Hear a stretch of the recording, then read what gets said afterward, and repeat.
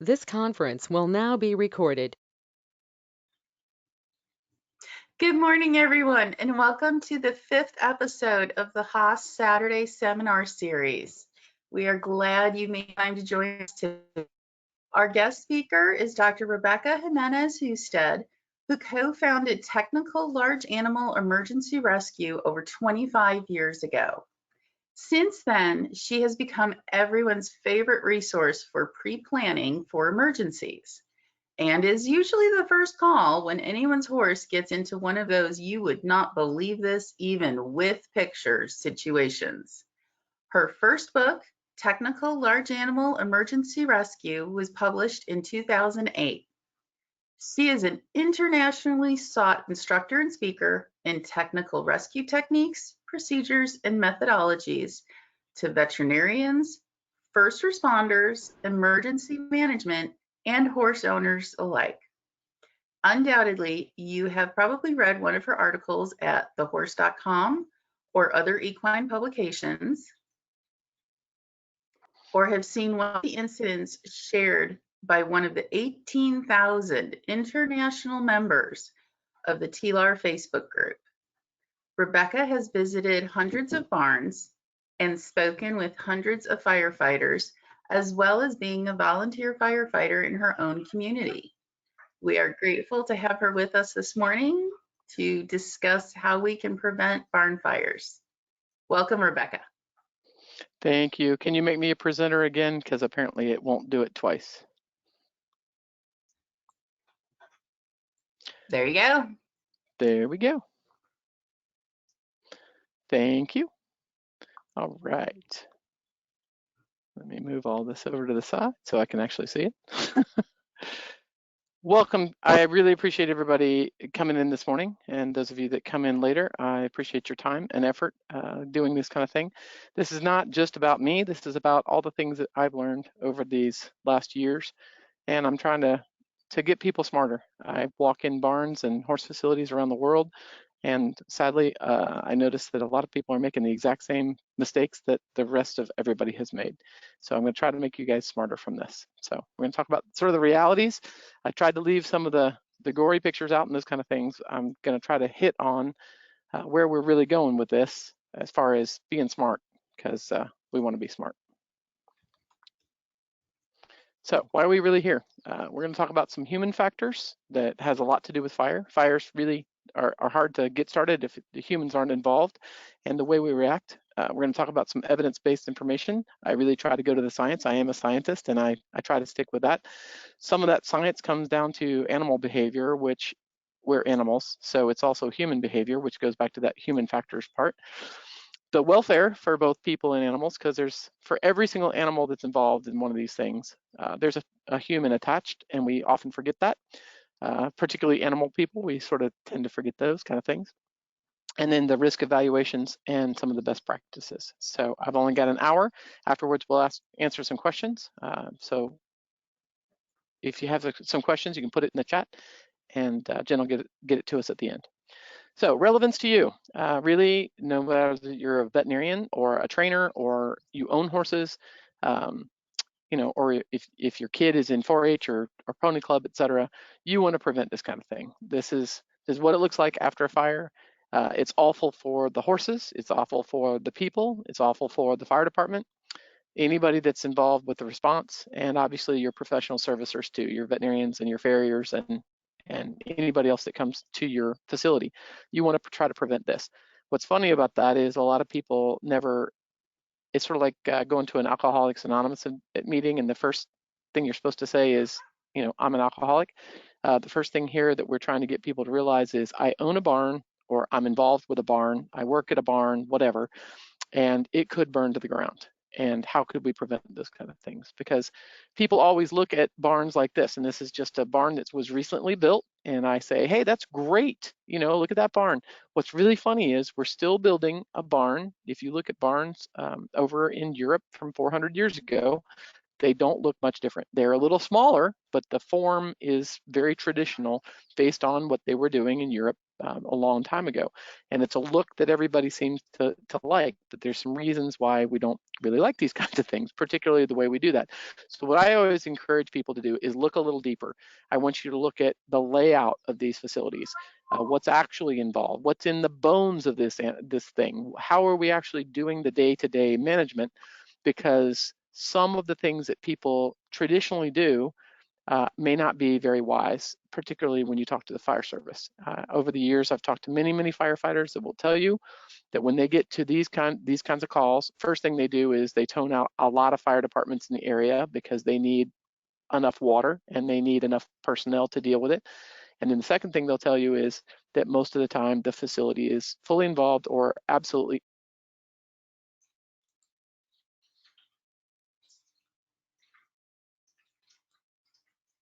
I went muted for a second. I'm not sure why. Okay, so there's your traditional barn. This is what it looks like when fires actually happen. And at this point, if for any fire department, that is an untenable situation. We're not sending a person in there. There's nothing to save at that point anyway. There's so much smoke and toxins in that facility, but we want you to understand why that happens and why that's so dangerous. And this is not a place where we want kids and horse owners running into the barn trying to get horses out. It's too late at this point and very, very dangerous. So what is our challenge as horse owners, people in the horse industry? We're always trying to balance that security. We want to keep our animals safe. We want to be a secure facility. We don't want the animals to get loose and those kind of things, with the fire and life safety for both the animals and for us. So when we walk into a facility, we have an expectation that we are in a safe place. And what we're learning over the years is that when you walk into a barn and it's 150 feet to the next exit at the other end of the barn, if you ask the fire service, they'll tell you that that's a foolish thing. Very few people can run 150 feet with a horse and get out in time, and these kinds of things. So what we found is many facilities don't have the detection, the alert, response, and suppression systems that you expect when you walk into, for example, a government building, or you walk into a home, or you walk into a public facility. There, the NFPA 101 and other standards for life safety have been enacted, and that's why you see the simple things, exit signs, lighting that comes on when the power goes out, all those things that we take for granted in those kinds of places. We don't see those in barns, and there's lots of reasons for that, and a lot of it goes back to being part of agriculture. A lot of it comes back to you're not going to tell me how to do my thing. But what we find over the years is that we've got a lot of sins that we've been promulgating in the agricultural arena, particularly in horse barns. And when we lose these things, we lose the entire thing. We lose all the animals. We lose the entire facility.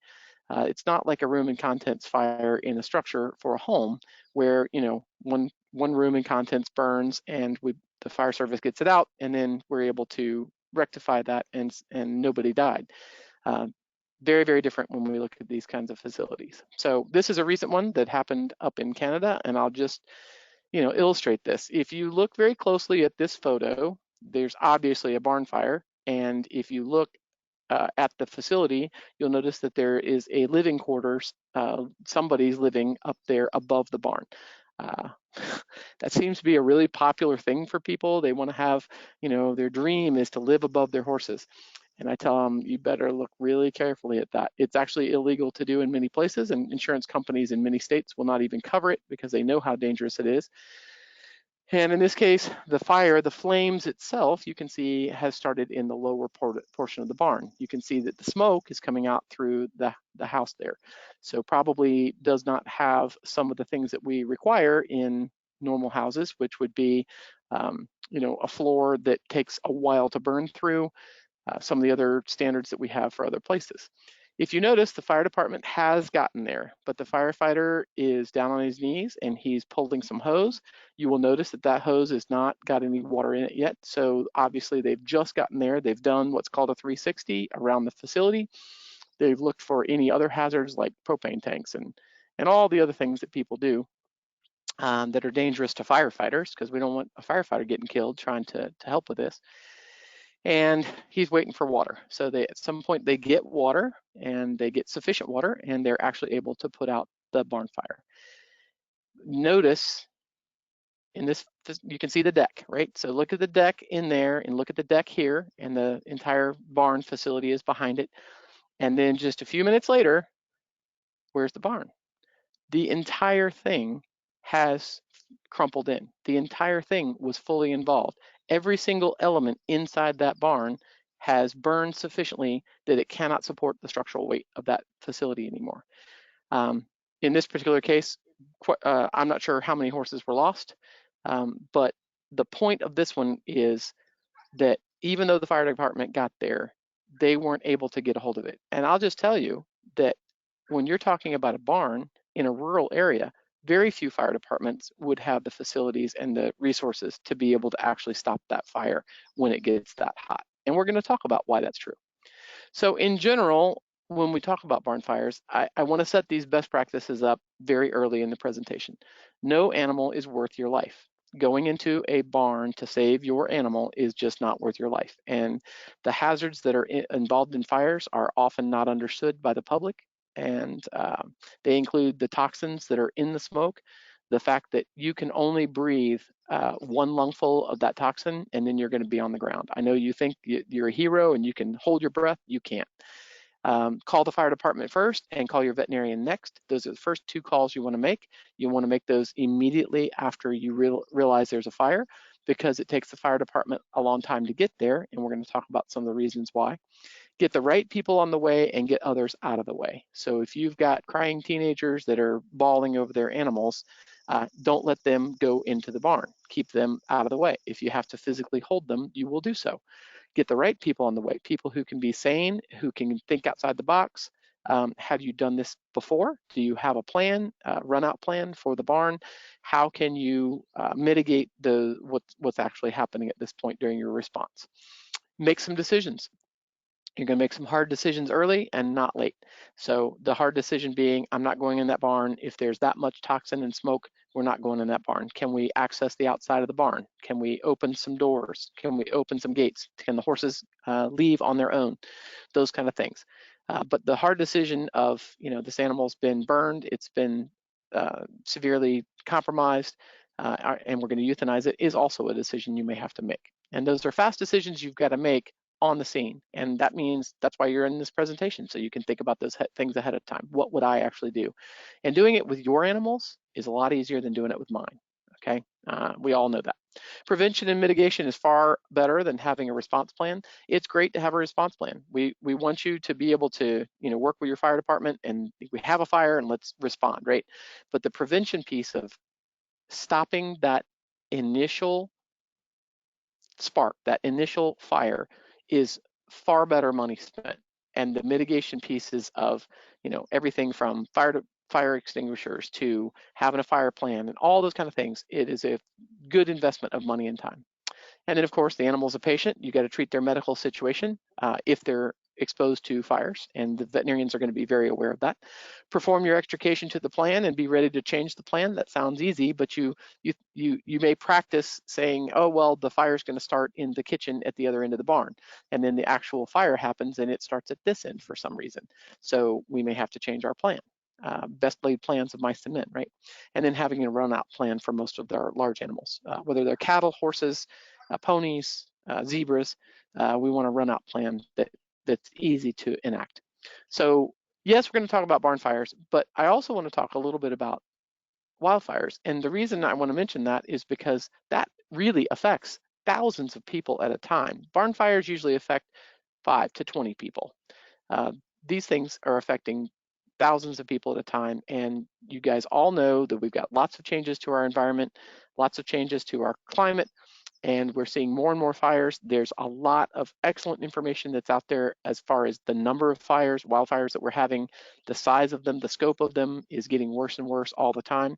So these are some pictures, and if you'll notice, there's a couple things that I see in these pictures. I just randomly pulled these pictures off the internet, and you notice, first of all, there's a lot of loose horses. Second of all, the horses are loose while the fire department's trying to respond to what they're doing, which is dealing with the wildfire, which means they're having to deal with loose horses on the road, which is dangerous for them, it's dangerous for the horse. And then you notice most of the people have something on to protect their face, to try to prevent the particulates that they're going to be taking in, and the animals don't have any of that. So that's important too. Your veterinarian will tell you that long-term breathing in the smoke just from wildfires can affect your horse's health. And that's something that you have to deal with your veterinarian as far as the prevention piece and treatment piece if you're affected sufficiently. So I always tell people, whether any kind of evacuation, but particularly in this case for wildfire, do you have a plan? And is it a good plan? And I know that sounds mean, and people think that I'm being a butthead, and maybe I am.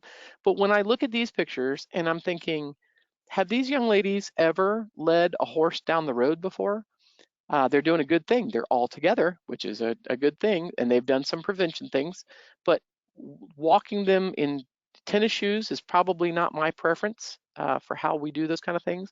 If you're dealing with horses on the side of the road, I might even want to have a helmet on my head because things can go wrong. Animals get scared by traffic, etc. So not only practicing this plan, but making sure it's a really good plan. Maybe they're only walking a quarter mile. Maybe they're walking 4 miles.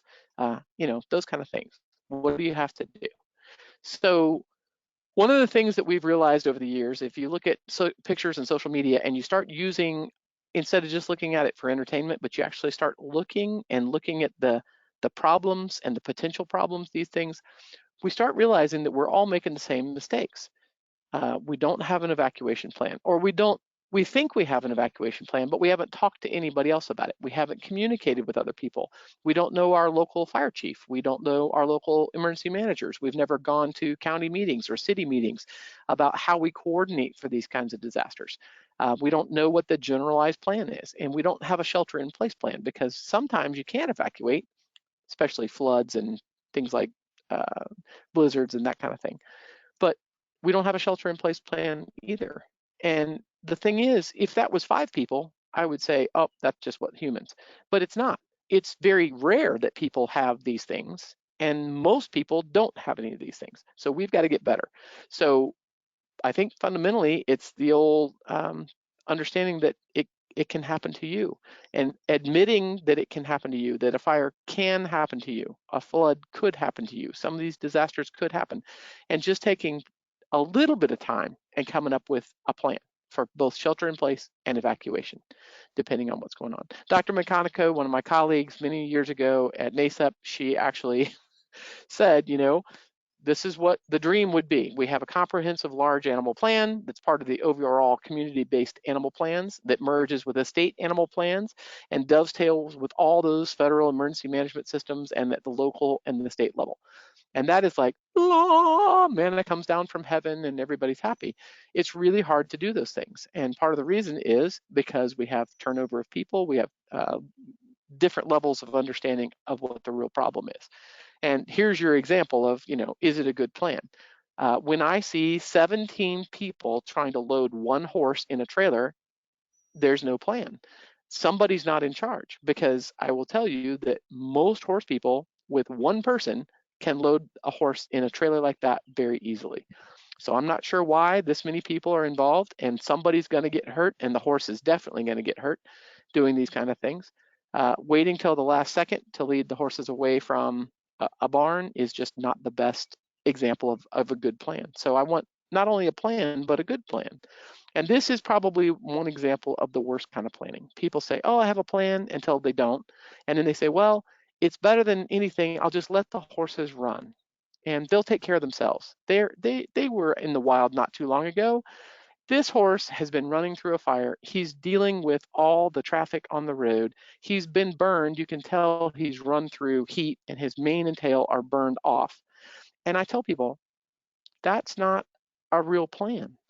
Opening the gate and letting them go. And I know people think I'm a butthead because they say, well, it's better than letting him die. And I go, what about the firefighter that's driving down the road trying to help with the wildfire that runs into this horse? Kills the horse or injures the horse, injures the vehicle, injures the guy that's driving it. We don't want those kind of things to happen. So we got to have a better plan. And that comes down to doing a better job preparing for wildfires. So even simple things such as this, and this is just a simple example of how to do a wildfire plan. You know, a lot of people don't realize that you can actually burn a trailer to the ground in a wildfire. Of course you can.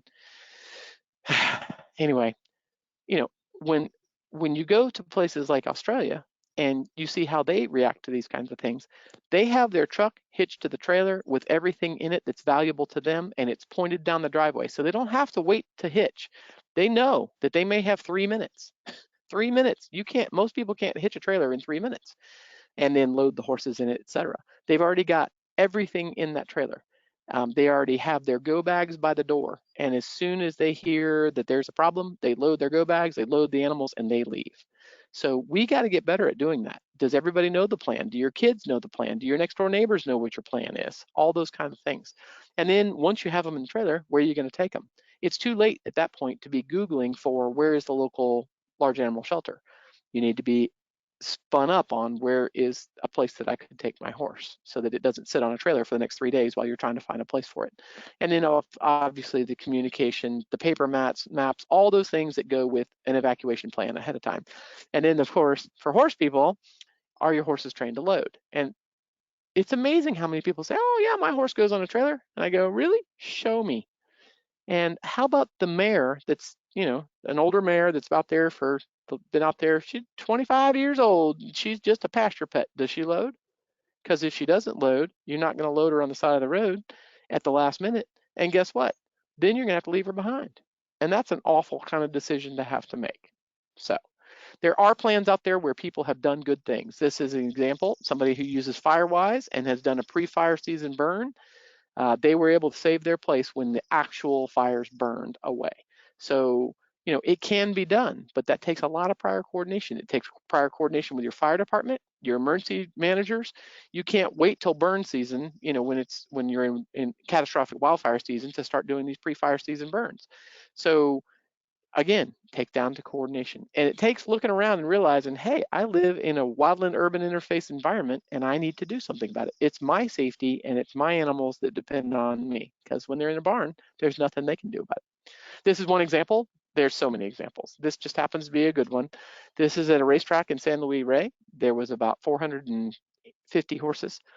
The fire was actually several miles away, but all the embers were coming over and dropping into the barn area. And of course, being a racetrack, they use the straw. And Union Carbide did studies back in the 1950s when they were looking at how people were doing arson in barns to get money. And they realized that straw in a racetrack horse barn burns as fast as gasoline in a puddle. And people don't believe me when I say BTUs are BTUs. It doesn't matter if it's, you know, the straw has structure, so it allows that oxygen to get to it faster. And that's what I mean by looking at the science, talking to firefighters, because the problem for us in the horse industry is we don't talk to firefighters. We say, oh, well, it's a horse barn, so we're horse people. We're going to build it the way horse people build it. And I go, well, maybe you could learn from somebody else. So in this case, they lost a lot of horses, but they also lost people. There was severely injured people that ended up in the burn unit, and that doesn't even reflect all the people who had little injuries from trying to save these horses. And of course, if you get a chance, take a look at that online. It was just awful. The evacuation efforts were just awful. They had no plan. People are trying to get there with trailers to get the horses out. There's horses running around the facility. It's just crazy. And then of course, same fire in a different place. This is a barn that all the senders came over and started the barn on fire, and animal control and some horse people actually got to the barn in time to remove the animals, but because they were so concerned about security and they had locks and padlocks on all these gates, these animals were unable to be removed and they lost all these animals. It's awful. And that's not having a plan. How can we be better at doing that? How important and how secure does your facility really need to be? You know, I walk in places and people tell me, oh, this is a $500,000 horse. And I go, okay, you're going to be able to get him out in a fire? What do you mean? And I say, how could you not know what I mean? Anyway, so Let's take a look at some of the old wives' tales that I call them lies, but old wives' tales that we tell each other as horse people is that, I'm going to run into the barn with a little bit of smoke and I'm going to put a halter on a horse and I'm going to lead it out. And I say, have you ever actually done that? Do you know how hard that is to actually do under good conditions, much less under duress, when you're also trying to call the phone and run and get a halter on the horse? And of course, once you get the first one out and you trot down the barn aisle, you know what happens. The rest get very excited, right? And why do we know that? Because we practice it. We've done it in many, many barns. So the fundamental problem is that we put our animals that we love, and it's not just horses, we do dogs and cats and everything else in barns. And we call them, that's my heart horse and my this and that. And we put them in a cage for 12 to 18 hours a day, which your veterinarian would tell you is a bad thing to do. They should be outside as much as possible. And we really don't have an escape plan, and we only have one exit, which is sort of crazy because every single place that you go to, a house or anything, has multiple exits, right? There's a reason why they have multiple exits, because of fire and other life safety hazards. But this horse only has one exit for many, many stalls. The stall doors face inward towards the barn aisle. They have no way of getting out to the outside wall, which is the simplest way to get an animal out of a stall in a safe manner without having to run down the barn aisle. So it turns out that fire don't care. It just doesn't. And if you start looking at things like the average response time and talk to your local fire department and ask them, what is your, there's calculated time. The ISO standards, they can give you what the average response time is for a fire department. It's really, to the fire service, it's the total response time is measured from the time the call is received by the time the emergency dispatch folks get it to the arrival of the first apparatus on scene. And that takes a little bit of time. And the clock for fire reality, it really begins at the moment of fire ignition. But if it's smoldered for a while or the flames have started to move before somebody notices it, then you've already lost time, because it's an exponential kind of thing to try to get that fire extinguished. So you can tell this is a practice. The fire department has showed up at this point. This is fake smoke. We're practicing and we're measuring the time that it takes to get these animals out using various methods. And what we find is it's really challenging to do. So you guys are my first guinea pigs, I guess. I've pulled together a lot of information from the ISO office and from NFPA. And what we're looking at here is a graphical way to try to show you what the fire service talks about in Firefighter 1 and Firefighter 2. How the products of combustion, which is you have ignition and you have a little bit of smoke, and then it gets more smoke, and then more smoke, and more heat, and then that starts to expand. And really, it's an exponential process. I'm just trying to draw a little graph here to give you the idea that on its way to unrestricted fire growth and all the things that you hear about, flashover, those kind of things, it's growing really, really fast. So I charted that against time, and this is all based on some of ISO and NFPA's statistics. And what that means is in minutes, 1, 2, 3, 4, 5, and you start noticing it gets bigger and bigger and bigger. Well, if you look at the statistics for residential homes, in other words, the average residential home out there that ISO has pulled from thousands and thousands of house fires, they will tell you that flashover usually happens in modern homes within 3 to 12 minutes, depending upon lots of things. But the average is 9.15 minutes. So from the time you have ignition to 9.515 minutes is really what you have. That's flashover. That's not an ability to survive in that space. In other words, a firefighter in his gear may be able to survive a flashover for 30 seconds, but you in your skin and your t-shirt are not going to survive probably much past the 3 or 4 minute mark. So if you take a look at how these things, the reality of it, fire is detected, at some point it's reported. In other words, you're picking up the phone, calling 911, then dispatch has to do their part, which is tone out the fire departments, make decisions on who are we sending, which department's going to go, all those things. That's a little bit of time there. And then in green is where that fire department is responding to the scene. And in many of these situations, this is not dirty secrets. This is the way the fire service works. I'm in a volunteer fire department in a rural area. In a rural area, you don't have people sitting at the fire station in their truck ready to drive down the road. You have them, I'm at my house, we're doing whatever, watching TV, or we're out in the yard working with the horses, or whatever we're doing, and we hear the tones. We go grab the keys and our radios and our gear, and we put it in the truck, and we drive to the scene, or we drive to the fire department and get the truck and then respond to the scene. That takes time. And if you live in the middle of nowhere, it takes longer time. And so really, the key is to talk to your fire department and say, hey, what is the average response time to my area? How long would it actually take you to get here? And most of the time, it's a sobering answer where you understand that it takes longer than you thought. And then, of course, they have to set up to fight the fire. They're not going to do like in the movies where you just run into the fire. They're not going to do that. It's about firefighter safety. It's about setting up to do it correctly. Are we setting up a master stream? Are we fighting it from the outside? Are we going to send somebody in a fire attack? That's very rare in a barn unless it's been really pre-planned well. And then fight the fire, and then eventually the fire uses up all the available combustibles and dies. And that changes for every fire, but in general, for average barn, NFPA pulled a bunch of statistics. Now, an average barn in NFPA means a hay barn, tractor sheds, horse barns, pig barns, poultry barns, all those different kinds of barns. So 7 to 12 minutes at flashover. That's a really fast response to get anybody there and actually get water on that fire within 7 to 12 minutes. So that's what's frustrating about fire. You are fighting the fire, literally, you're fighting the time in this kind of thing. So what does really flashover mean? Flashover, this is the fancy definition from the fire department. It's a thermally driven event. Every combustible surface, which means wood, rubber, hay, everything that's in your compartment with your horses is exposed to that thermal radiation as this exponential process happens.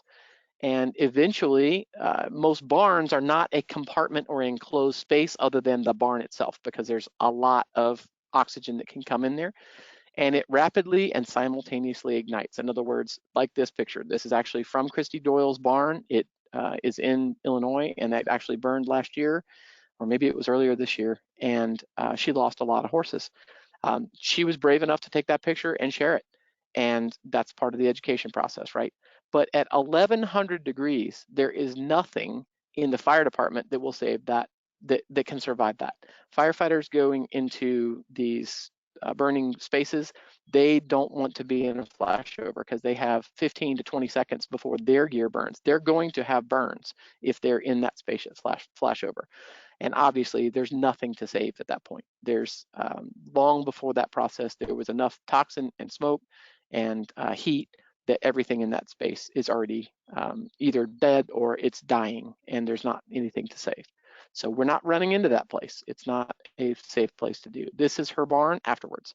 And the point of this picture is everything that's combustible in this huge barn is gone. Every bit of it. It's just ash. Except for the couple metal things there. It looks like some kind of a card table, which is sort of funny. It survived, must be metal. And then anything that's metal sometimes survives, but even at 1100 degrees, you notice that much of the metal has actually just evaporated, and melted. So that's, I'm not trying to, well, yeah, I am. I'm trying to scare the heck out of you, because this is what we're really talking about. The real story of fire is that it's really, really difficult to deal with.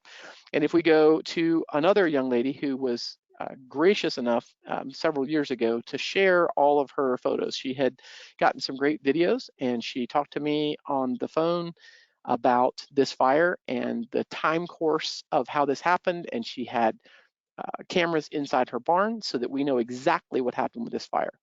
And at 8:31, there was very close lightning strikes, and she got in the truck and went over to the farm to check on the farm. As she gets there, the lightning is flashing, and she can actually see there's smoke coming out of the barn already. So she calls 911. She is actually a volunteer firefighter. She calls 911. She gets the 3 horses that she knows are in the barn and gets them out of the barn. She estimated that the time to a non-survivable atmosphere, this is a 100-year-old barn, was less than 18 minutes. And if we measure, we can see that the time from the strike to the roof implosion is exactly 32 minutes. So I'll show you some pictures of that. This is her going in to the lightning initiation was at 8:32. She got the horses out at 8:34 because she drove over to the farm. This is where she's getting them out.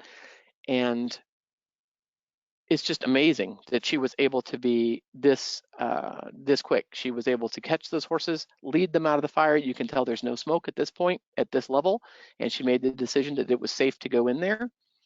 But if you take a look at her photos from her phone, not the 801, you're looking at the 848, okay? At 848, she actually led the horses out of the barn. She is making phone calls to the owners saying, hey, I've got the horses out of the barn. These are lightning strikes, and she grabbed it from the video as she went through.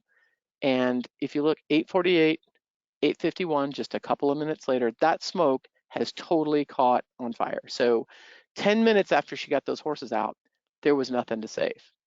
And here we are at 8:53, and all it is just a big burning thing. If you take a look inside the barn, this was the picture at 8:47. If you look at that door, you can see there's nothing but light and smoke, and the roof imploded at 9:02.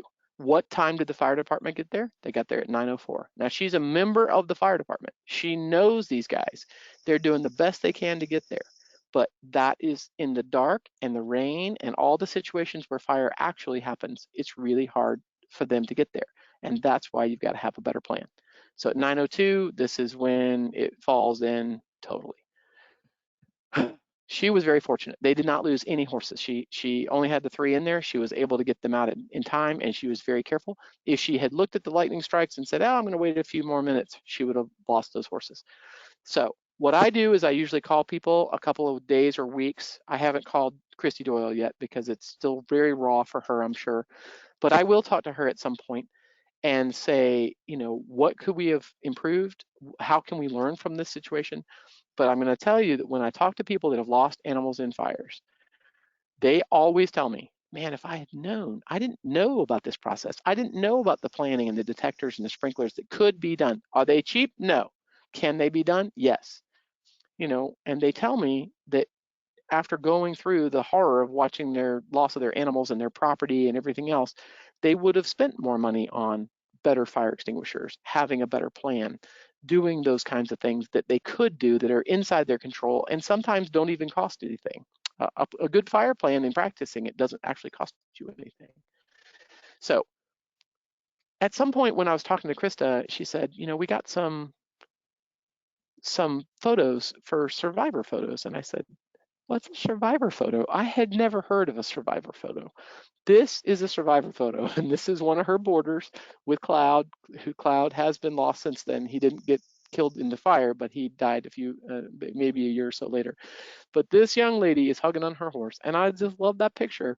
And in the background, you can see the burned fire from the barn. But what you got to look at is the idea of Liz driving to the facility after getting a phone call from Krista and saying, hey, we got your horses out and there's been a barn fire. Can you imagine the terror in her as she's driving there thinking that maybe she's lost her horse? So just amazing. And it always reminds me to tell you that this is mental health. This is people that are attached to that animal in every single case. Even if it's a cow or a pig, somebody somewhere is attached to it. And we have to think about their mental health too. So what I like to try to do, we're going to change gears a little bit and try to be a little bit more positive here. And what I see is, I say, do you see what I see? And I make a game out of it. And often when I go to their barns, I tell them, you know, I'm going to be honest with you. So don't get mad at me if I tell you that there's problems here. I look for good things. I'm looking for, do we have plenty of ventilation? I'm not, reminder, I'm a PhD, I'm not a veterinarian, but I will tell you that ventilation is a big part of this, not only from the fire side, but also from the veterinary side. And they'll tell you better ventilation, the better you can't have too much ventilation, lots of ventilation. Do horses have access to the outside wall through a door? Is there, you know, is the electrical and conduit? Is there good lighting? Is it quality lighting? All those kinds of things. Those are the kinds of things you're looking for. So what you can do is call your local fire department. Have them walk through your barn. Send me pictures. I'll give you an opinion. You might not like my opinion, but I'll tell you the kinds of things that you could possibly even fix. Sprinkler systems may be out of most people's ability to afford, but there's no reason why you can't afford good fire extinguishers and doing a plan. So when I go through, again from Illinois, this is in Del Real, and I saw this fire online and I said, how did they kill 18 horses and only rescue 5? People were in the barn. And then I saw the pictures from Facebook of what their barn looked like before the fire. And now I know, because when the fire department gets there, they are not going to send a firefighter into that barn. That is nothing but hazards. That is like a maze, and you can lose a firefighter in there. It's not worth your life. And having all those things and obstacles, and that's not a door at the other end that you can get out. It's blocked. You cannot get out that door. And they said so. So you had to get all those horses out one door behind you. And that's really difficult to do. If you try it and time it where people run in and put a halter on a horse and bring it out with maybe 2 people, you'll see how long it takes. So along this game of do you see what I see? Here's an example of a barn up in Canada. This is a top class facility. It is a racing facility, and they have done awesome things. Beautiful facility, well set up.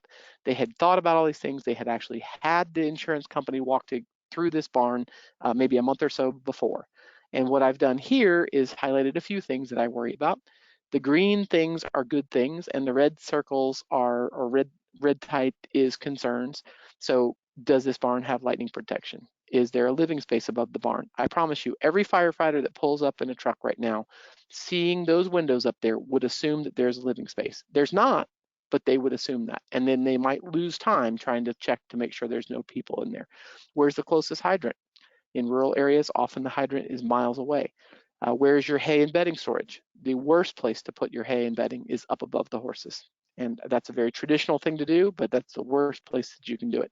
So let's go through their barn. This is before the fire, and take a look at some of the things. Obstacles. I don't like obstacles in my barn aisles, simply because it's an obstacle to a firefighter going in there. Where are the fire extinguishers? Are they at least 10 pounds? Those little 5-pound fire extinguishers give you about 9 seconds worth of crap, and it is not going to put out even a hay bale, one hay bale. It takes several fire extinguishers to put out one hay bale. So frustrating. So with that low roof, you can expect that toxic gases and the heat are going to build up very quickly and layer down. And those horses, when it was all closed up for the cold, and there was nothing. By the time the owner realized there was a fire, it got there, the fire had exteriorized outside the barn. When she got there, she actually burned her hand grabbing the door and trying to slide it open, but there was nothing to save at that point. Everything, it was perfectly quiet in the barn. So we try to learn from these kinds of things. They had done a great job with their landscaping to try to prevent fire from the outside. Immaculate building, nice and clean, all those things. But look at those horses looking out those windows. You can't get a horse out those windows. Why not a door? Doesn't it add cost? Yes, it does add cost, but that is the only way that you can safely get a horse from the exterior wall outside under the circumstances of a fire.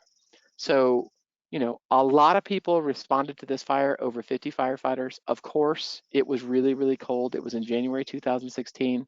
They didn't even have shavings or hay inside the facility, only what they'd filled the stall with for the night. It was caused by an electrical malfunction. No matter whether it's residential structures, commercial structures, or barns, they will tell you that electrical is the #1 cause of these kinds of things, causes that ignition. And it was fully involved by the time the firefighters got there. It's 5 degrees Fahrenheit, well below freezing. And, what does it look like? That's what a barn looks like when it implodes. The walls are still standing, but the roof is gone. It's totally imploded. That's what's so dangerous for firefighters when you say, hey, send that firefighter down through that barn aisle. No, because it will collapse onto the firefighter and the horses. This is why we say the outside wall is the safest place to be if you're actually going to try to get horses out.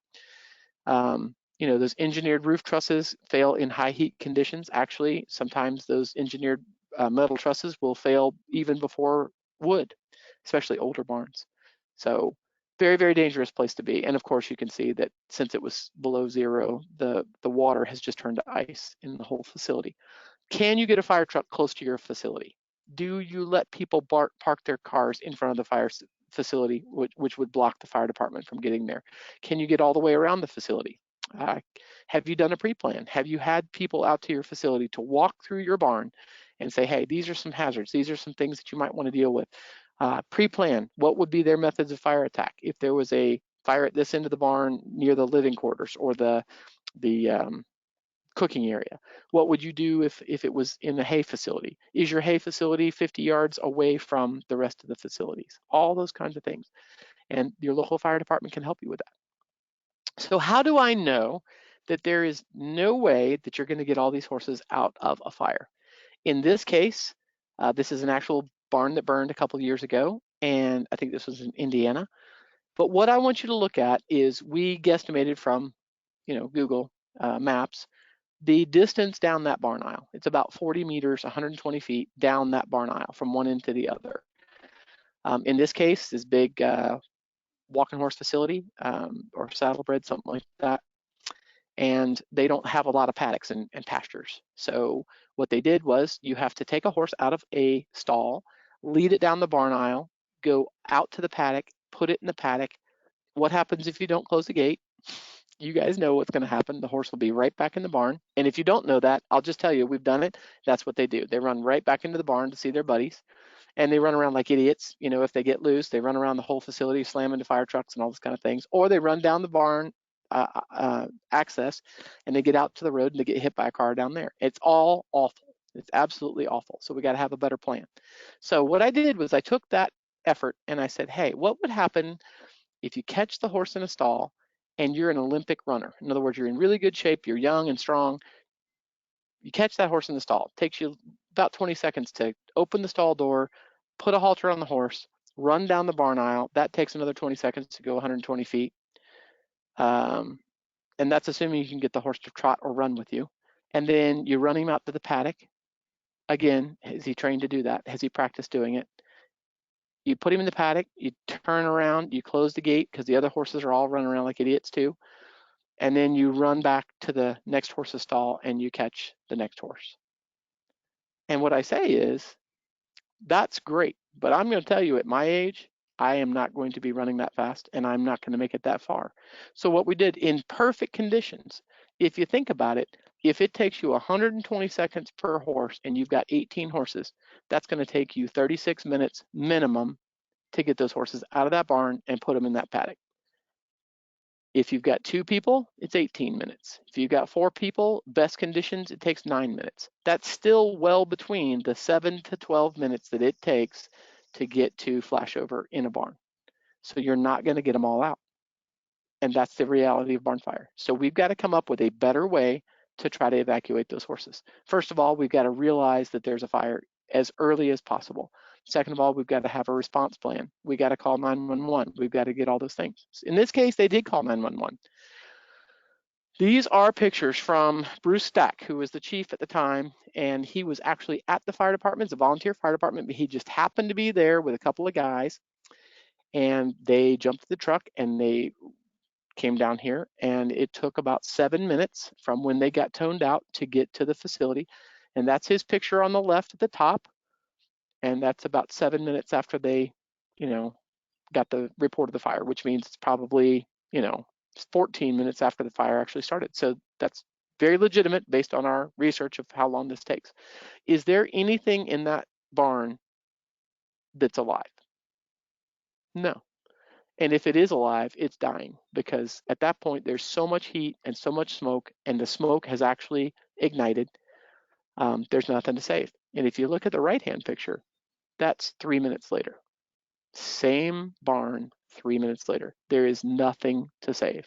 And the first picture, and particularly nothing to save.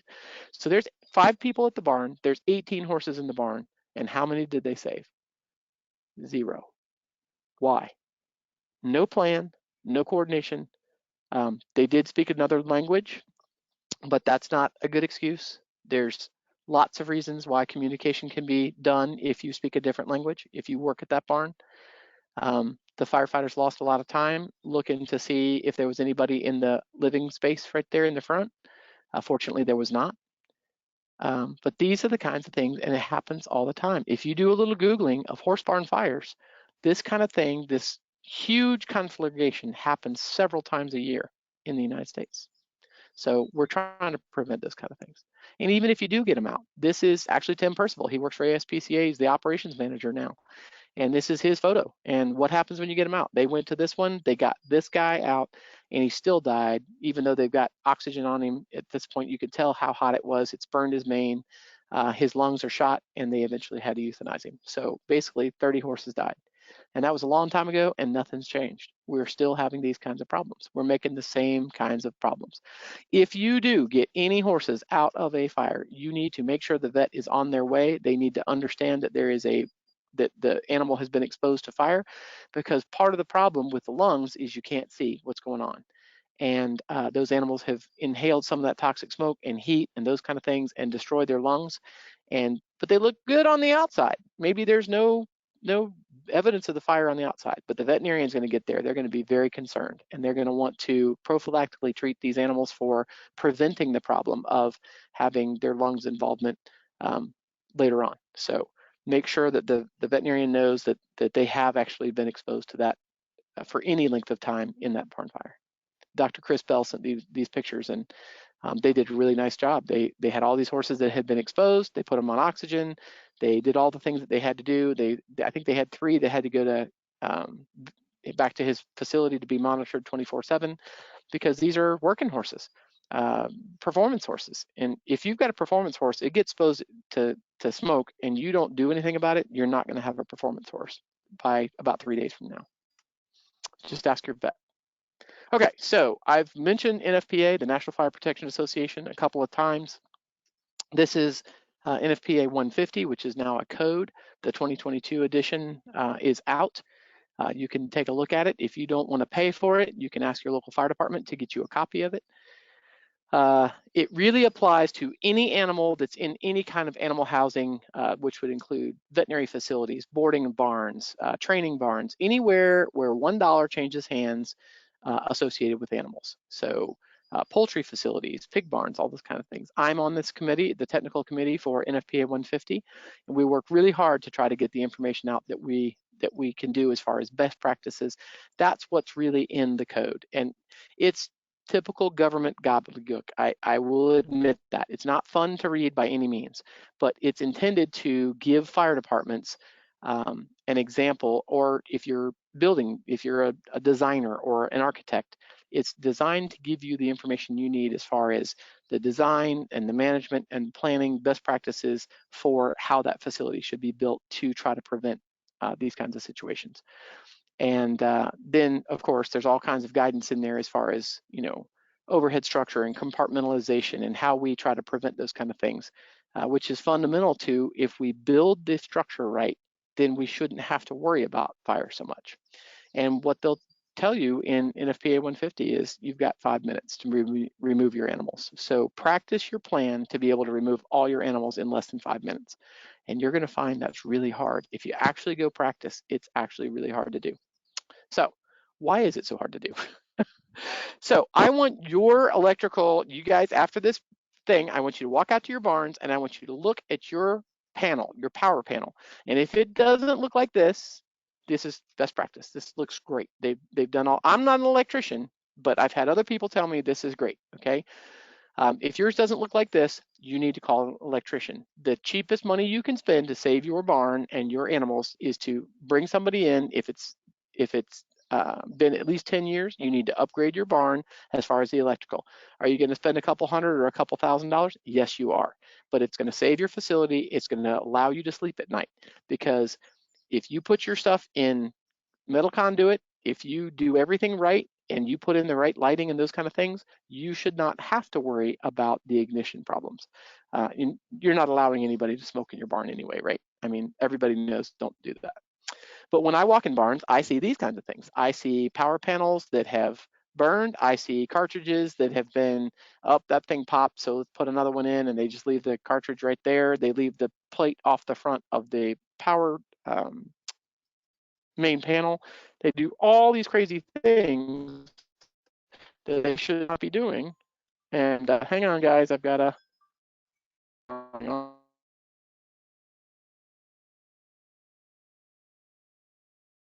Off.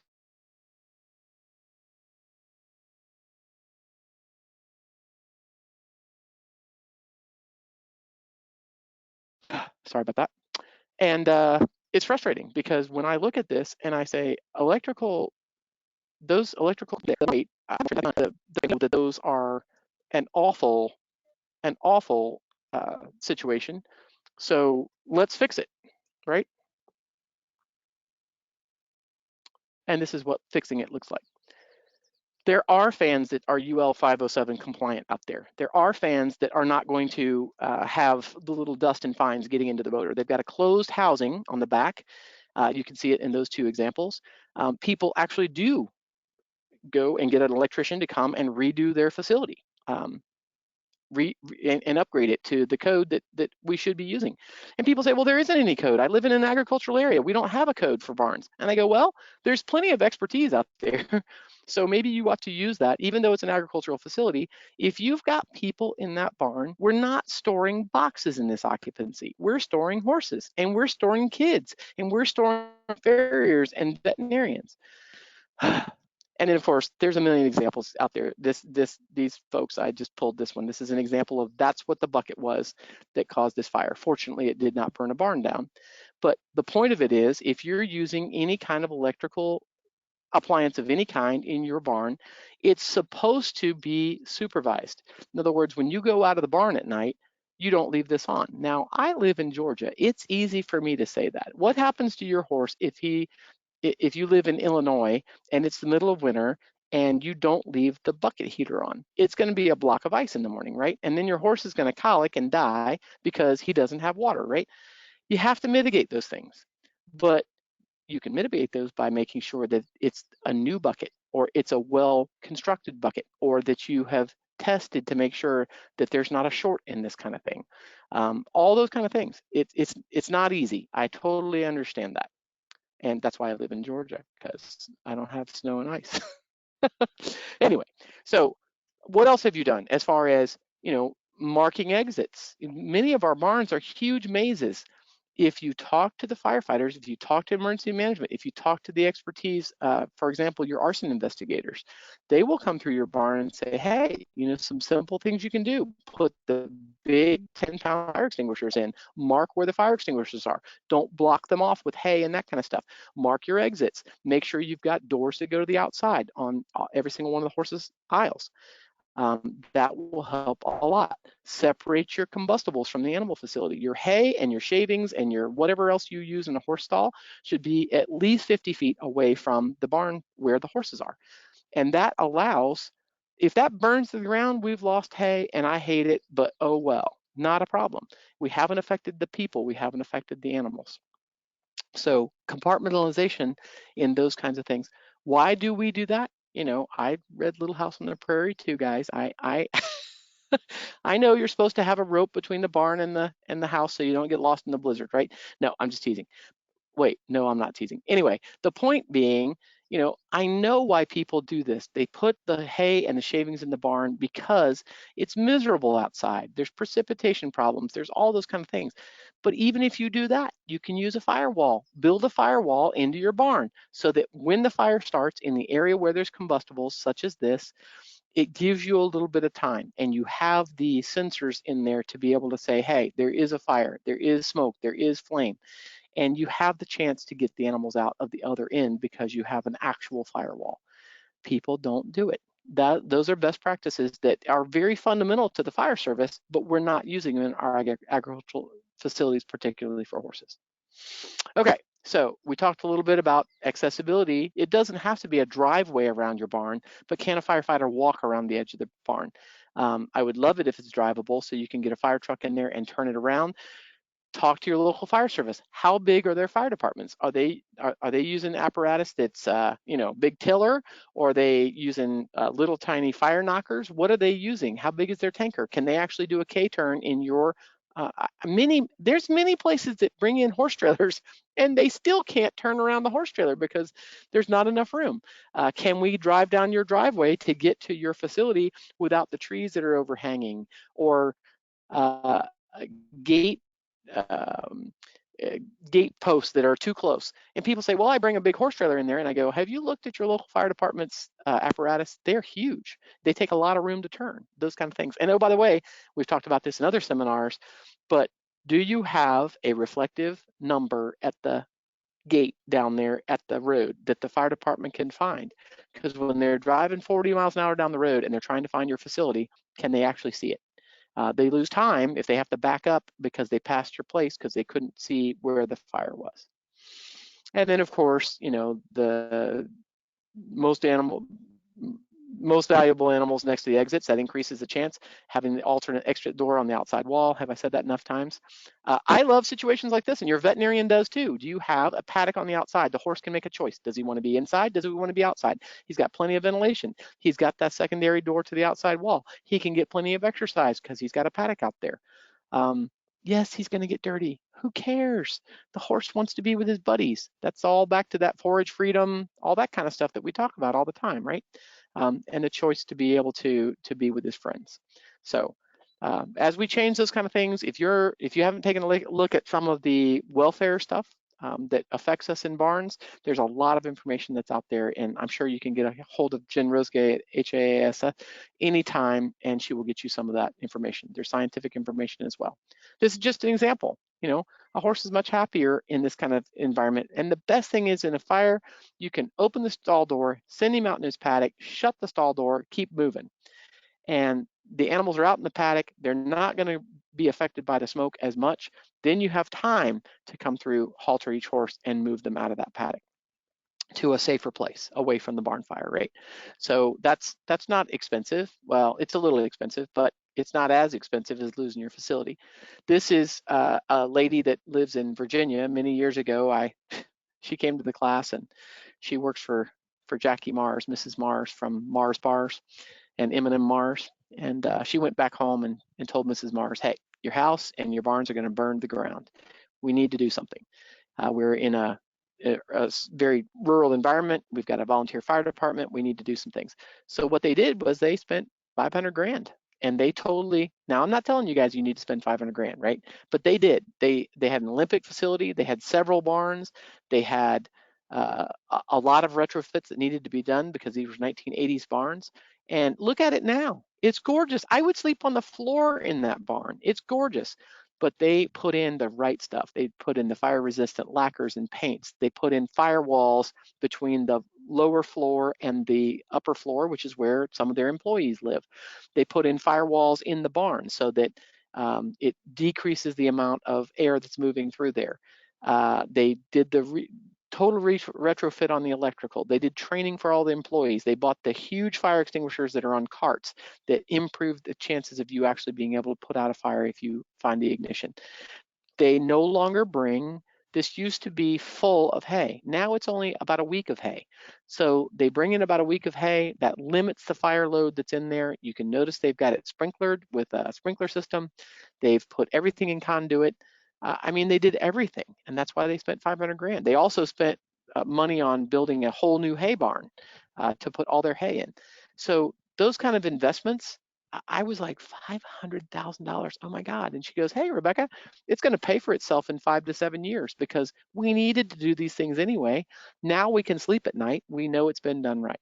So anyway, let's go to Manhattan, New York. This is the mounted police facility up there, and I got a chance to go up and do some work with them. They said, oh, you got to see our new building, you know, and it's there on the 3rd floor in the Mercedes building in Manhattan, and their electrical's in conduit. They've got a sprinkler system. They bring in only a limited amount of hay. They've got firewalls between the floors, and they've got the thermal rate of rise detectors and all the things that they need for smoke detection, heat detection, all those kind of things. It can be done. It's not cheap. And I'm not saying that we need to spend 500 grand to build a barn, but I am going to tell you that many of our barns that we're spending $250,000 on already, we probably ought to spend another 10 or 20 grand making sure that they're safe from a fire perspective. So how do I know a lot of this stuff? We have spent so much time practicing doing some of these things. This is just one example at a recent course in Gray, Georgia, where I live, where we practiced all the different ways that you can get horses out of stalls. These stalls don't have stall doors to the outside, so they have to come in to the interior aisle. We don't allow a person to go in there. This is fake smoke. We put the horses in there. The lady is very gracious to let us do this. And we practice every single different way to get horses out of stalls. And what we find is if you have to catch them, and lead 7 horses out, it takes about 9 minutes. It's not going to happen. But if those same 7 horses, if we open the stall doors and chase them out one end to a paddock, it takes 2 minutes or less to get them out of that barn. Now that's assuming you've got firefighters that have never been in that barn. Can you imagine that if you actually did some training with your local fire department, they knew their way around, that we would be able to have a greater chance of doing that. So what are some of the fundamental things that happen with these kind of barns? I'm going to run this video. This is a training simulation in my friend's barn that same day, and it's done with a FLIR camera. So you can see the horses have their heads hanging out of the stalls, and the firefighters have been told, go in and try to catch those horses, put a halter on those horses' heads. So we're going to run this and let you see what actually happens.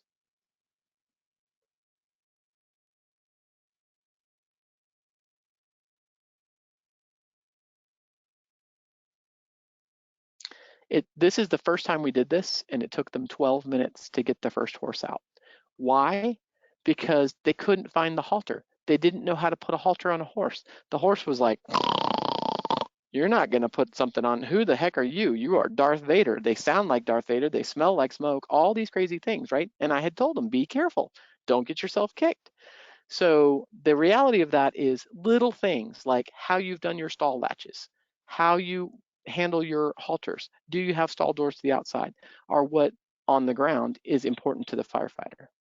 So what I encourage people to do is take a look at their barn and figure out how they could move or open or close a few gates to be able to get their animals out. In this case, the fencing and the paddocks that it's out there shows.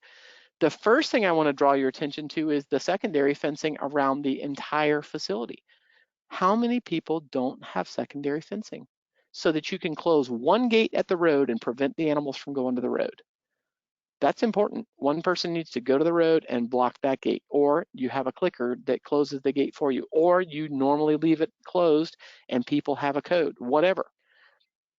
The reason that's important is because if they get out and run around, they will run back into the barn, or they will run out the gate and end up in the road and then get hit. That's awful. So how can we open or close a few gates and have a run out plan? We open the stall doors and let them out, and they run into a paddock and they're there. How can we do that? So take a picture of your own facility, figure out how to do that. How could you make a chant? Because what we find is you really don't have time to be looking for halters and lead ropes. We used to try to get halters and lead ropes for firefighters. These days, what we teach them to do is take a rope, put it around the horse's neck right behind his pole, and walk.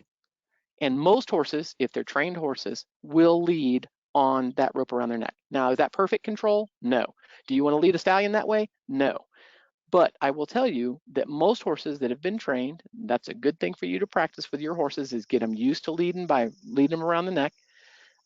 It improves the chances of a firefighter being able to get them out. But under duress, you don't even have time for that, because that means that every single firefighter is going to walk to that stall, try to catch the horse, put a lead rope around his neck, and try to walk him out, and you're taking a chance on getting a firefighter hurt or killed. So what we teach people is come up with a plan where you can open the stall doors, chase them out the barn aisle, and they run out and go into that paddock. And that's an example of some thoroughbreds coming out of a big facility up in Olds College in Canada. And those thoroughbreds are like, yeehaw, let's go. And of course, if you teach them a cue, it's even better. The one on the right is what I'm talking about, a horse with a lead rope around its neck that you can lead him with. It's not perfect control, but it's better than nothing. So what we tell people is practice, practice, practice. And if you've got babies, in this case, this is, again, my friend's barn that we're practicing with. If you've got babies in the barn, we did it several different ways. You go up, use an emergency rope halter. Those are an example of an emergency rope halter made with a lead rope, and the firefighters went in and caught those babies, used an emergency rope halter, and led them out of the barn. But how much time does that take? It takes a lot more time. It takes a lot more time than this. Open the stall door, chase them out. This is fake smoke, folks. It's for training we're doing with firefighters, and drive them out the barn to the other end. So why don't people practice? Can you imagine that that's dangerous to do? Of course it is. It's dangerous for people and it's dangerous for horses. But guess what? If you practice it under no smoke conditions and not under duress, you're going to have a lot more success. Is it possible that, Jen's gelding has been waiting its entire life to kill my horse because they don't like each other for whatever reason, right? And if you practice this and Jen and I let our horses run down the barn aisle, is it possible that they decide to have a big old stallion fight right in the middle of the barn aisle? Absolutely, it's possible. It's possible they run out in the paddock and they chase each other and somebody goes through a fence. Of course, those kinds of things can happen. And I think that's why people don't practice. But I will tell you that if you practice every single day, however you do your thing and leading these horses and doing those kind of things and think about barn fire, you may increase the chances of being able to get them out. Because we started looking at barns and we started measuring times. And what we found is you can cut your, go down through, try to catch every horse, lead it out by halter, from 12 minutes to 2 minutes, from 19 minutes to 2 minutes, from 5 minutes to less than 2 minutes, if you use a evacuation run out plan. Now, in this picture, this is, again, another training. This is Torque, my horse that every barn he goes into burns. No, we use him for training, and you'll notice there's firefighters in there. He was released out of his barn stall, and he is leaving the barn. As soon as the other horse, Ariel, my other horse is in there, hears him leaving, what does she do? She goes, and whinnies, and he turned around in the barn aisle, and fortunately, he's not mean, and he comes walking back through the barn. And the firefighters who are, this is their first time doing this, and they're all of a sudden like, where did this other horse come from? Oh my God, that's the same horse we let out. He didn't hurt anybody. But can you guys imagine what a thoroughbred or a horse that's not got this kind of mentality would do? It would slam into somebody, come running down the barn aisle. It's really deadly dangerous. So we got to figure out a way, whether you're using a rattle paddle or you're using a whip or whatever you're doing, to drive those animals out the barn aisle and get them to leave so that they go out to a paddock and they don't try to come back to their buddies. So it can be done. And the point of this is Palmer Ranch 7 years ago, and they had done some of these things. They had practiced some of these things, and they had a chase out plan, a run out plan. Chase them out and close the doors. They lost the facility. And yes, they had some horses. They didn't have secondary fencing that spooked and jumped fences and those kind of things, but it worked. They were able to save 20 horses because they used these ideas. And honestly, I don't think anybody cares about the barn. The insurance company cares about the barn. Nobody really cares about the barn. We want to get the people and the horses out. So proof of concept that it actually does work time and time again. So I'm going to say thank you to my demonstrators, my colleagues. That's Ariel that was left in the barn, and she's posing because she's a poser. But the point of that is, if your idea is that the firefighter is going to come in under air and go catch your horse and lead your horse out, that is absolutely not a legitimate plan. There's a lot of resources that you can do, and Jen will send them out after this thing. We will send these out so that you can find these online. Everything from the textbook to some AAP proceedings where we talk about barn fires and facility evacuation planning and how to design your facilities, those kind of things. And then there is a barn online prevention tool. Equine Guelph up in Canada has done that.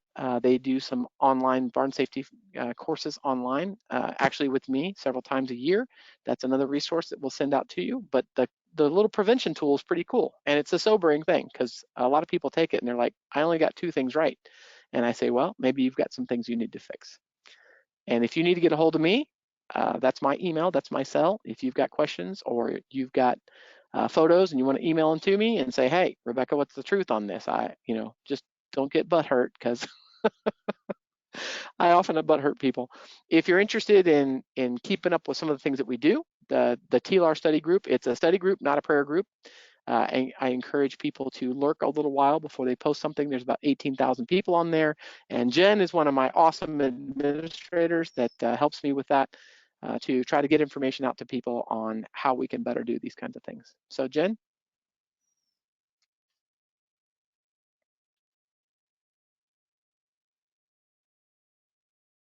I can't hear you.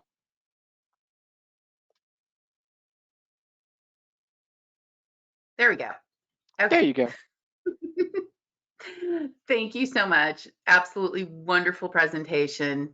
And I really need to remember to have a tissue with me when you start talking about Krista's barns and Christy's barn, because holy cow. I forgot about how impactful that survivor photo is of Liz and Cloud. So, okay, we did have a couple questions in chat. The first one was regarding good ventilation. The barn has 12-foot walls. How else can you improve ventilation? 12-foot walls is great. Most of the time at that point, it comes down to how do you move your, in the fire service, we talk about positive pressure and negative pressure ventilation, whether or not you're pushing air into the facility and then it flows out, or if you're pulling it out of the facility. That really depends on talking to, there's actually people who have engineering degrees in structural stuff like that. And that's really what it comes down to, is how do you do that? Because what a lot of people do is they do the box fans and they're pushing across each individual stall. What they've found over the years, and I'm a big fan of Big Ass Fan Company, just because it's fun to say, but those kinds of fans, the big fans that push a lot of air, it's a slow rotating fan, but it pushes a lot of air, may be a better way to improve your ventilation. It depends on what kind of structural stability you have up there. That really comes down to finding somebody that knows what they're talking about inside your particular facility, but there are better ways to do it. And generally, the ventilation that is pushing down into the stall and allowing the stuff to leave is better than the stuff where you're just pushing across to the horse. Yes, the horse loves to stand there in the air that's moving across him, but we're also looking for ventilating the barn.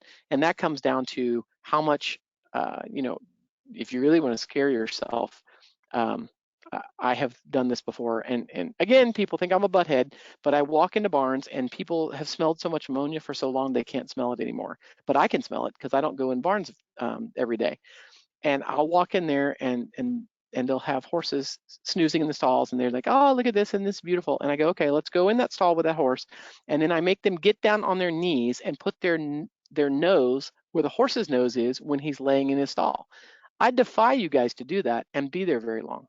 You'd be amazed. Even in cleaned stalls, it's amazing how much ammonia and dust is down there at the level where the horse's nostrils are. And that's for the veterinary side, where people say my horse has COPD, and I go, yeah, that's because 12 years ago when he was born, you had him in that stall and he was sucking all that stuff in. He scarred himself back then. Now you're seeing it. So talk to your veterinarians. How can you limit the amount of dust? How can you there's a lot of information on how to do those kind of things while improving the ventilation and thing.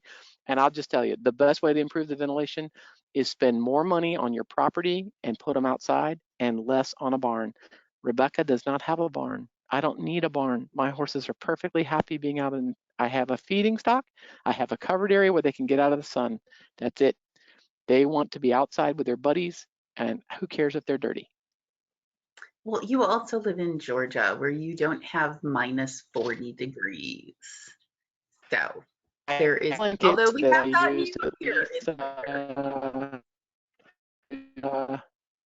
Yes. About three Okay. times a year, I have to put a blanket on a horse. We do sell real estate in Georgia, Jen. I've heard, but the What else you got? humidity. The next question is, Yeah, what it's is pretty lightning miserable. protection system? Okay, so, and that goes with Melita's also a question, how do I verify them? I am not an engineer that works on those kinds of systems. And depending on who you talk to, a lightning protection system may or may not help. Sometimes it hits the barn and it hits your phone system. There's a barn here in Georgia that we had that burned to the ground from the lightning actually hit the phone wire and caused an explosion, and they had a lightning protection system. It didn't hit that, it hit the wire. But what's supposed to happen with a lightning protection system is that it is a high antenna. It collects the lightning and sends it to ground, and it leaves the rest of the facility alone. So how you set that up really comes down to asking questions. I'm not the expert on that, but I know that many engineers have told me that that is a solution to much of the problem. Okay. And then what goes into building a firewall? Yeah. Okay, So firewalls are, again, I'm not a construction engineer and I'm not a fire engineer. I just know what they tell me. which is that a firewall prevents one side of the building being affected by the other side. Usually that would be a solid concrete wall. It would be, in some cases, it can be wood, but they either have a applicated coating or they are made out of gypsum, something to slow it down. Usually a 2-hour fire rating is not really a 2-hour fire rating under real conditions, but that's what it's rated for. It just gives you time to clean out the other side of the animals, the people, those kind of things.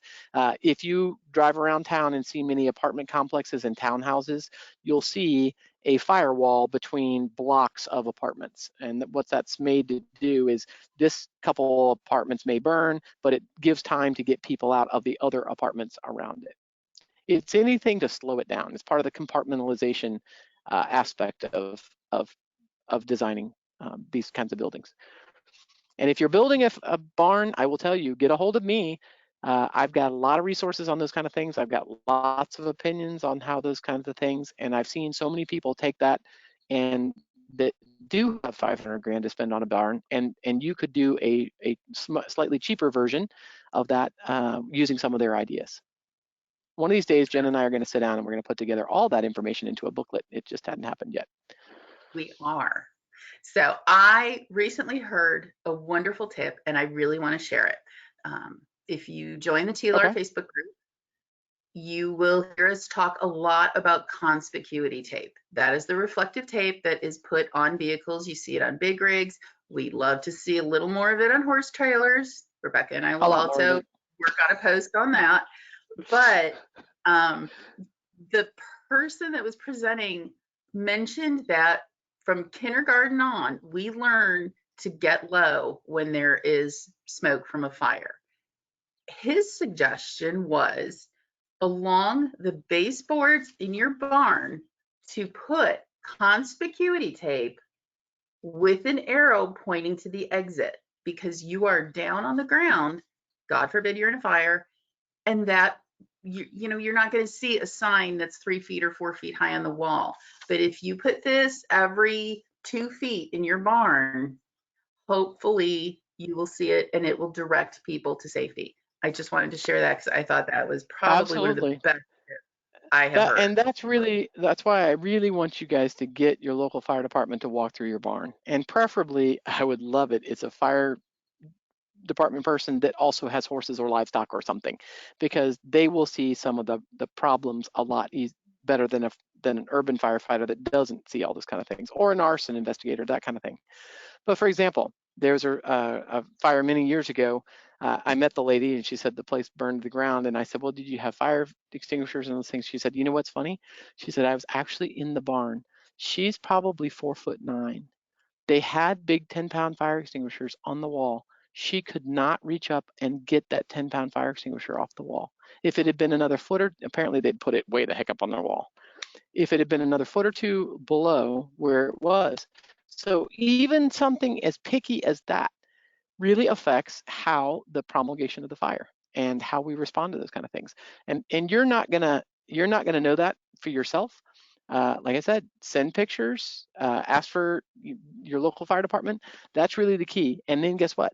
If you feed them, firefighters will show up, okay? And then they'll look around your place. And while they're there, teach them to put a halter on a horse. You'd be amazed. Jen and I do this with large animal rescue training all the time. You'd be amazed how many people have never actually caught a horse. And something that's so simple to us as horse people is a really complicated skill to them. But then some of the things that they know are really complicated skills to you. So ask for their help. They're local, they can help you. Absolutely. And I was an assistant instructor for a local trail riding group who teach first responders horse handling. And I will tell you, those guys are very grumbly at 7 a.m. in the morning when they show up for this training. And by the end of it, every single one of them is slipping me their camera, their phone, to take a picture of them with the horse. Yep. People can't resist horses. And these guys, absolutely, mental health in first responders is such an important topic right now. They don't want to pull you or your animals out of a burn barn. They just don't. Yep. Yep. And they will come out, and HAHS is working with our local fire department, who actually offers a service. They will come out and walk through your barn with you. And so we are working on finding a local barn and a firefighter, our firefighter from our department, who will come out and walk through that. I will tell you, when I spoke with my local fire department, they referred me to the list from Equine Golf. Yay! So Rebecca, it's and she getting was out like, there. yeah. But It's that getting out is there. an excellent resource that your fire department will absolutely appreciate getting. And I will tell you that it's taken me 8 years to get my local fire department.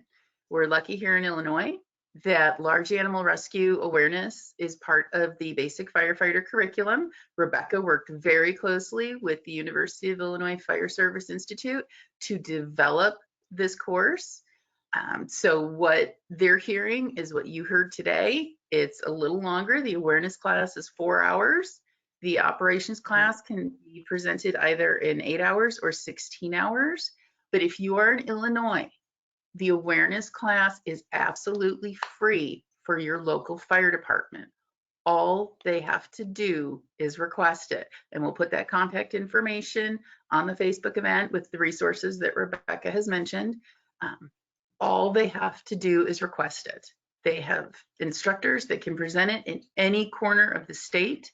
I know we're about 8 hours from Northern Illinois to Southern Illinois. They will talk to their regional contact and request that class. So everybody knows a firefighter. I know you do. Talk to them, tell them that this class is available. And the biggest thing I think is, if they're not watching it, how many people that are firefighters are watching the horse news about fires? They don't. So they don't know how often it happens. But if you just put in Illinois horse barn fire, you'll find tons all the way back to Epona Farms. I mean, it's scary. You guys have a lot of facilities. You've got a lot of electrical appliances running because of the cold and those kind of things. And we got to get the information out to people. And as we start to build those barns better and do a better job of the prevention side, hopefully we'll start to reduce those. I really appreciate you having me today, Jen, and sponsoring all this. Absolutely. Do we have any more questions for Rebecca? Feel free to unmute yourself or just type them in the chat. But Rebecca, as any good podcast or webinar series has, we have that surprise question we always ask our presenters. So what was your favorite horse book when you were a child? It's probably a book that nobody has ever seen. It was Dragoon. It was a book when I was 6 years old. We had the little book sells thing, and my mom gave me $2, and I went down and they brought the books, and it was an Appaloosa horse, and his name was Dragoon, and he was from the wild, and he sort of went through all kinds of things, and it's no different from Rudy's story these days. But I've never heard of anybody else that knew about Dragoon, but I I have just not love that book. That One of is these days I'm wonderful. going to go look it up and see if it's anything like what I remember. Oh, right. Isn't that always the thing? You're like, I remember this so clearly when I was a Oh, we got a child. volunteer firefighter in Cowan. That's good. So we got a volunteer firefighter here in Cowan. So I'm going to charge you, young man or young person. It says backdoor, so I don't know who it is, but I'm going to charge you with going around and finding some of your local barns and seeing if this is what you see. And you're more than welcome to get a hold of me if you need any resources. If you guys are firefighters and you want some of the firefighting resources, this presentation was more towards the horse people and the horse owners, getting them motivated. But if you want some of the other resources that I've got lots of stuff. Yay. Thank you, Robert. Thank you. Thank you, On our Scott. view screen right now is Rebecca's contact information. The easiest way to find her is through Facebook, through the Technical Large Animal Emergency Rescue, or TLAER, because we love our acronyms, group. And 3 very simple questions to join. There is also a picture there of the textbook, the Technical Large Animal Emergency Rescue textbook. This is it. This is the Bible. You can get it from Amazon. It is so full of information. It is so valuable. Please And don't someday hesitate. we're going to update it someday. That is our other project that we have going on. Rebecca and I have a list that, no lie, is about this long. So it is on All there. right, Robert. I'll look forward to hearing from Robert. Yay. All right, guys. Excellent. I appreciate it very much. I'm going to go have, I'm at my parents in Tennessee, and I'm going to go have lunch with them. Wonderful. Say hi to your folks. And just to let our people know, our next episode is Saturday, July 9th. HAHS advocates for the humane treatment of all hooved animals. While we love our horses, our next episode will be about first-time goat owners and what to expect. What you need to know bringing them home, what are some common things to keep an eye on. It's not just about making sure they have water and green stuff to eat.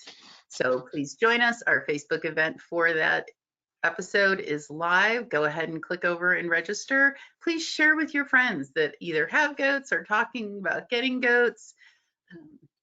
We know that a lot of horse people like to have goats for a companion, perhaps versus another horse. So be sure to share this out, and be sure to share this episode out. You can send it to your friend who is a firefighter. We record these. It'll be available probably within a couple of weeks via our website, or just reach out to me via the email you got with the link, and I will get you connected. Thank you so much, Rebecca. We really appreciate you being with us.